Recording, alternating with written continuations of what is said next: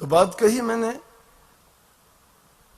कि जब लग जरा रोग नहीं आया, जब लग इंसान को कोई रोग नहीं आता है, कोई तकलीफ नहीं होती है, कोई पीड़ा नहीं होती है, उसको शरीर में पीड़ा हो, मन में दर्द हो, और जब उसको विचारों की परेशानी तंग करती है, जब उसको ख्याल आता है, जब लग काल गिरसी नहीं काया, जब लग जरा रोग नहीं आया, जब लग काल गिरसी नहीं काया, तब लग इंसान को परमात्मा की नाम की याद नहीं आती। परमात्मा की याद कब आती है? जब दुख आता है। इसलिए वो दुख आने से ही पहले उसे मालिक को याद करना शुरू कर दो तो दुख आएगा ही नहीं। आएगा तो भी वो दुख तुम्हारा महसूस ही नहीं करोगे, क्योंकि आपने उस दुख को उससे आगे निकल चुके हो। दुख सुख की एक भावना है, भावना है। शरीर इंसान का हष्ट पुष्ट है, तकड़ा है, देखते हैं कई बार, लेकिन विचार उसके जब गिर जाते हैं, सोच गिर जाती है, तो उसका हौसला पस्त हो जाता है, वो काम नहीं कर सकता। किस प्रकार से? एक बार एक राजा के पास एक हाथी था, उससे बहुत प्यार करता था। एक दिन शिकार के लिए गया, सैनिक भी उनके साथ गए। पूरा दिन शिकार करते करते हाथी को साथ लेके जाता कि चलो शिकार करेंगे, दो काम करेगा, हाथी पे सवार होके जाएंगे और जब कोई शिकार करके लाएंगे तो हाथी पर लाद के वापिस भी ले आएंगे। हौसले की बात बताता हूं।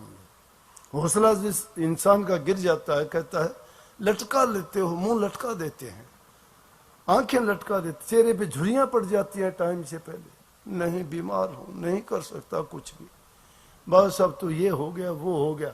हौसला मत गिराओ कभी भी, ये ना कहो मैं नहीं कर सकता। हौसला अगर रखोगे तो सब कुछ कर सकते हो। इंसान जो कर सकता है वो दूसरा कोई नहीं कर सकता। जिन देवी देवताओं के आगे मस्तक रगड़ते हो, उनसे भी ज्यादा तुम्हारे अंदर शक्ति है। आप लोग कर सकते हो, जिनसे मांगते हो ना, वो तो देर कर देंगे, लेकिन आपके पास तो जब भी मांगोगे, जब भी चाहोगे, उसी टाइम है। बस क्या हुआ, पूरा दिन घूमते रहे, शिकार नहीं मिला।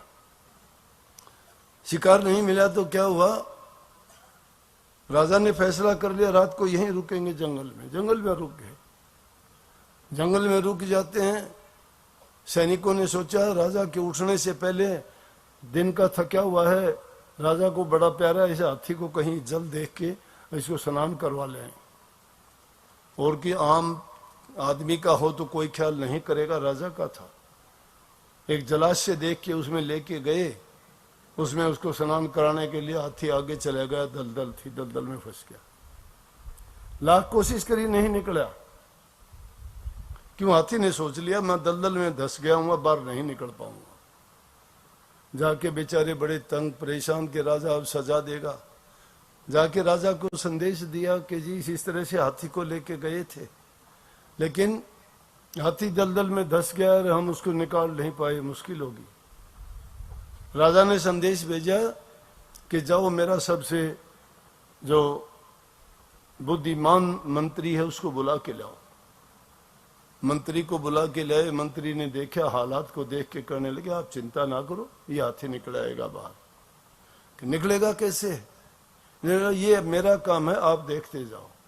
सैनिकों को हुक्म दिया कि जाओ युद्ध में बजाने वाले नगारे और जो जो सामान तुम बजाते हो, युद्ध जैसे हालात पैदा करो तुम।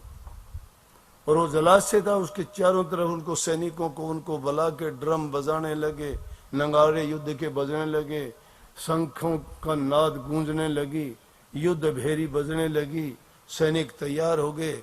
और जब ये हालात उसने देखे, हाथी ने कान खड़े किए, या तो हताश और निराश पड़ा था। और जब वो उन्होंने शुरू किया, शुरू करते ही हाथी एकदम से उसे दलदल से निकल के बाहर आके खड़ा हो गया।